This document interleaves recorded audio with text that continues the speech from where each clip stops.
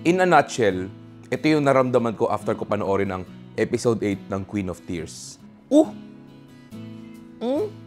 Buti nga sa'yo!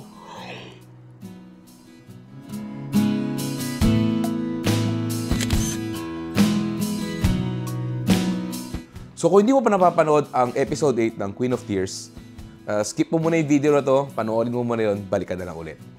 You have been warned. Nagsimula lahat na nasa aquarium sila. Apparently, binook ni Hae-in yung buong aquarium para lang sa date nila. Apparently, it's a thing. Napaka-chebol. Kumbaga parang bilyonaryo move yung binook ko yung buong setting. Dito natin makikita na from the very start, controlled na talaga si Hyun-woo dun sa relationship nila. Ang difference lang, hindi niya pa alam. Interesting siguro yung the moment na nalaman niya na, oh shit, sobrang yaman pala ng babaeng to, yung niligawan niya. Nag-propose din si Hyun-woo kay Hae-in dun sa aquarium na to. Ito yung first time na sa buhay ni Hae-in na umiyak siya, or at least yung pinapakita sa buong series na umiyak siya, natuwa siya, happy siya sobra. Siguro hindi niya rin ina-expect. Tapos bumalik ulit dun sa scene na nag-regress yung memory niya. Tapos inamin ulit ni Hyun-woo kung ano yung nangyari. Diba? Noong time niya, parang sinasabi ko, putang ina, tanga mo naman eh. Ayun na, nakalusot ka na, bakit ano? Siguro, napaisip. Siguro, attorney. No, naisip niya, kung magsisinungaling siya, tapos natandaan, di yari siya, di ba? So, ayun. Anyway, bumalik ulit yung memory ni Hae-in, tapos, ang bilis, fast forward agad, tapos, divorce na sila. Or at least, magmi-meeting na sila sa divorce, parang gano'n. So, hindi na siya nakatira dun sa bahay ni Hae-in. Tapos, biglang may pumasok, may background music, tapos pumasok yung attorney ni Hae-in. Sabi ko, kilala ko yun ah. Si Vincenzo. Gusto ko yung palabas yun. I like that. I like that series. Tapos ni-reference niya pa yung ibang roles ni Vincenzo. I think Descendants of the Sun, Rich Wolf Boy, Rich something, and there's one more. Space Runner ata, so Space Sweeper, parang ganun. So, gumagawa ata ng Korean drama cinematic universe yung writer tsaka yung director. Tapos, ayun nga, siguro nagkaroon na sila ng settlement dun sa divorce nila. Pero, wala masyadong details na binigay. So, I guess, somewhere down the series, baka i-explain kung ano nangyari, maybe. Yun na, siyempre, divorce na sila. Natandaan ni Hae-in yung train. Ito raw yung best sunset in Seoul. Sabi ko, alam mo, pag sunset, sigurado ako, rush hour nung time na yun. Sure ko hindi ganun kakunti yung tao, so feeling ko barbero yung scene na yun. Anyway, that's just me. After nun, parang chinecheck ni Hae-in yung, siguro nag-reminisce siya, chinecheck ni Hae-in yung videos ni Hyun-woo, saan siya kumakain and everything. Tinry out niya lahat ng mga ginagawa ni Hyun-woo. So, nag-baseball siya, tapos natuwa siya, siguro stress relief. Tapos after nun, kumain siya doon sa restaurant kung saan kumakain palagi si Hyun-woo. Tapos biglang dumating si Hyun-woo habang kumakain si Hae-in habang mo-order siya.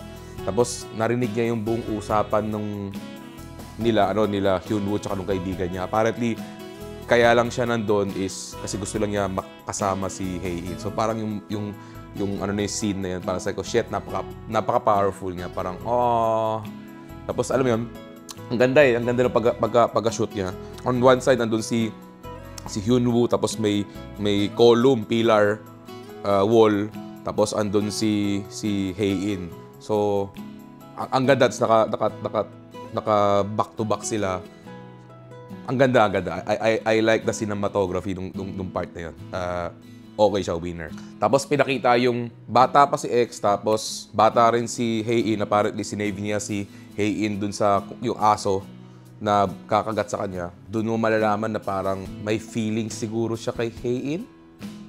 Kasi parang yun lang yung totoong connection niya with Hae-in. Parang nung nasugatan siya, pati yung nanay nga mismo, walang pakialam sa kanya. Siguro nasa plan. Tapos after nun, si Hae-in bumalik para itali yung sugat niya. So ayun na nga, yun na yung scene na parang nire-reminisce ng kontrabida yung si Hae-in. So hawak niya yung kwintas ni Hae-in. Tapos tumawag siya sa driver, bakit parang wala si Hae-in, lagi na lang nawawala. Tapos sabi sa kanya ng driver ni Hae-in, nagta-taxi daw siya 3 times a week. So parang sa loob-loob ko, parang, tangina, gaano ba kalakas yung galamay nito na lahat ng tao na nakokontrol niya. Tapos, yun nga, dumating si Hae-in, tapos galing sa taxi, tapos yung si X dumapit. Oh, bakit blah blah blah blah. Anyway, kina-question niya. Tapos parang gusto niya mas bold na siya kasi divorced na eh. Sabi ni Hae-in, ano yun? Hindi ko dinivorce si Hyunwoo para magkaroon ka ng opening. Dinivorce ko si Hyunwoo kasi nahirapan siya sa pinagdadaanan niya. So sabi ko, oh shit, powerful scene. My God. Diba? Parang, sabi ko, very satisfying. Hindi niya binigyan not even an inch para dun sa kontrabida. So, alam mo yun, walang moment of weakness. Talagang, solid Hyunwoo, parang gano'n. And then, may scene na nag-usap yung nanay ni Hyunwoo tsaka yung nanay ni Hae-in. Yung scene na yun medyo, set up siguro for what's to come kasi binastos ng nanay ni Hae-in yung nanay ni Hyunwoo. So, ayun.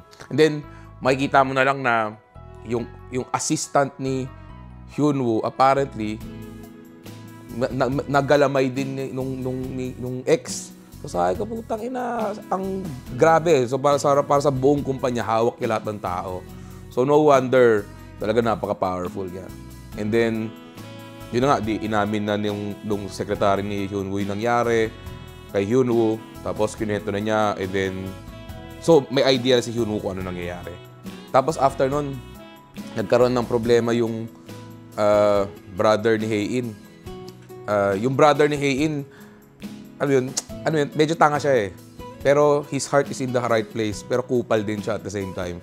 So, nagkaroon siya ng problema dun sa park dahil yung satellite ng military is ayaw nila galawin. So, lumapit siya kay Hyunwoo para to solve things. Tapos, sabi ni Hyunwoo, doon ka lumapit dun sa ex ni Hae-in. Doon ka lumapit. Doon ka magpatulong, hingi kang tulong doon. Sabi, hindi, blah, blah, blah, blah. So, kinonvince si Hyunwoo tumulong. Okay, sige, tumulong si Hyunwoo. Sabi, ilipat na lang daw yung satellite doon sa taas nung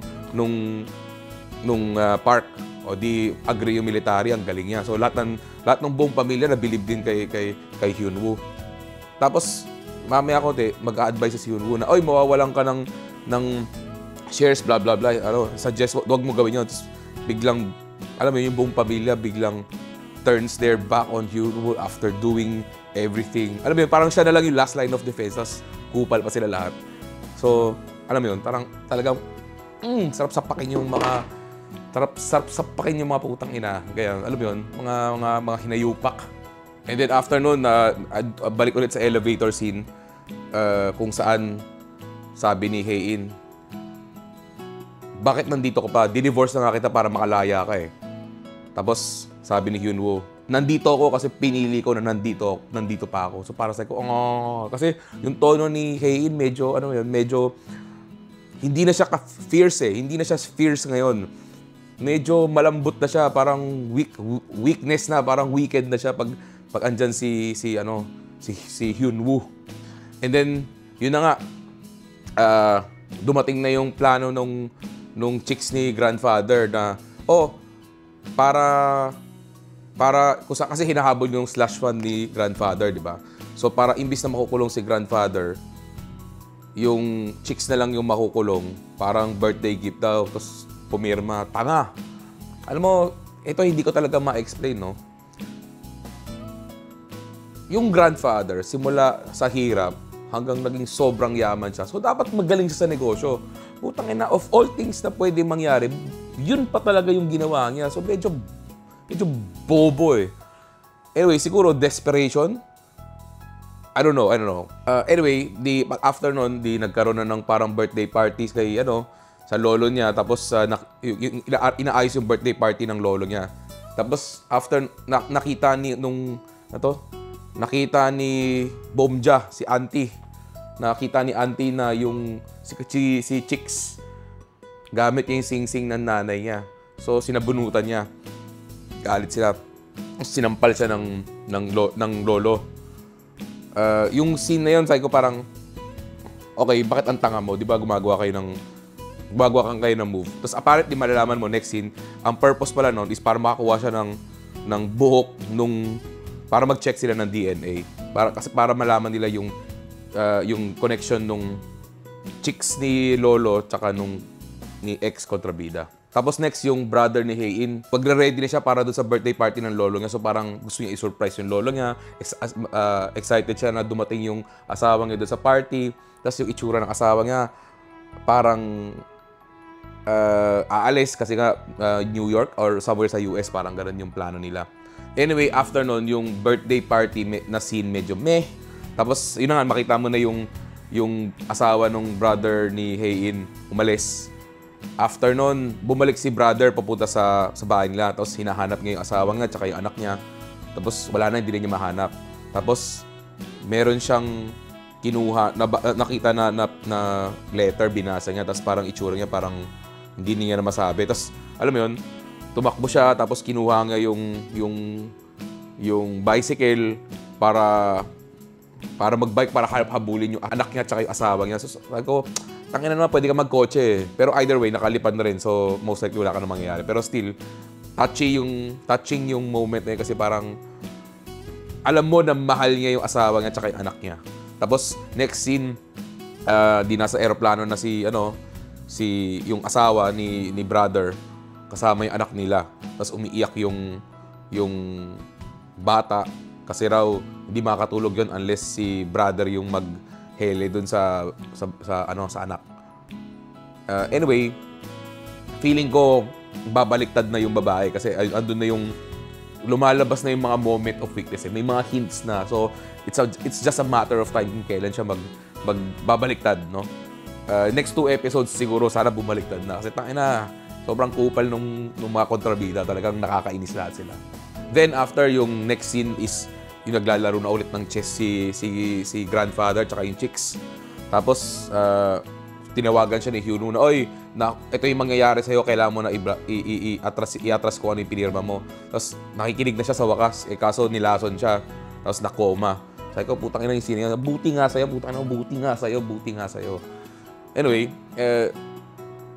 okay lang madama yung buong pamilya eh. Pero syempre andun yung bida, di ba, si Hae-in. So parang andun ka pa sa shit, ganon. Tapos after nun, lumabas na yung tunay na kulay kasi yung chicks ni Grandpa, siya na yung parang may control nung buhay ni Grandpa tsaka yung assets niya.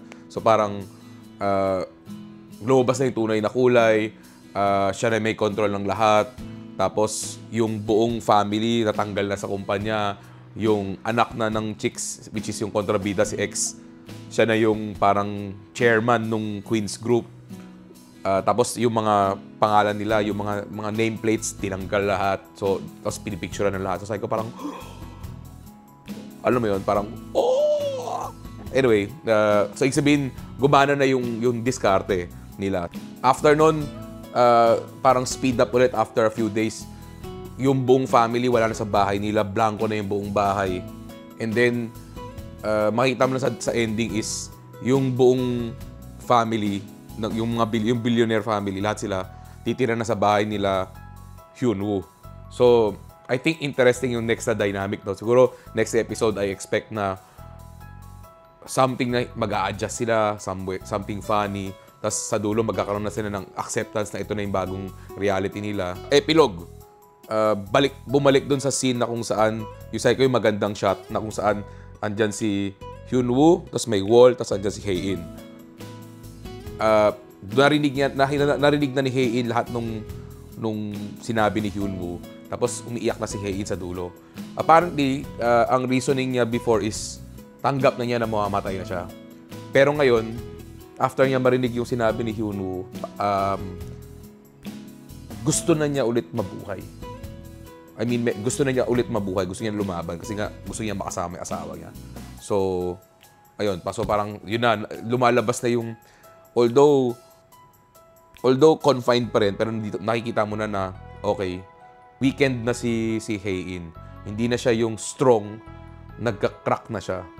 Pero strong pa rin siya outside, pero sa inside, makikita mo na parang nanghihina na siya. Parang gano'n, may weakness na siya. Anyway, yung episode na to, zoom. Sobrang dami na nangyari. Parang ang daming timeline na ginamp.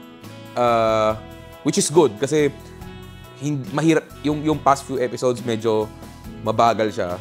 Although fun, pero syempre mahirap, hindi mo makikeep up yung the same energy.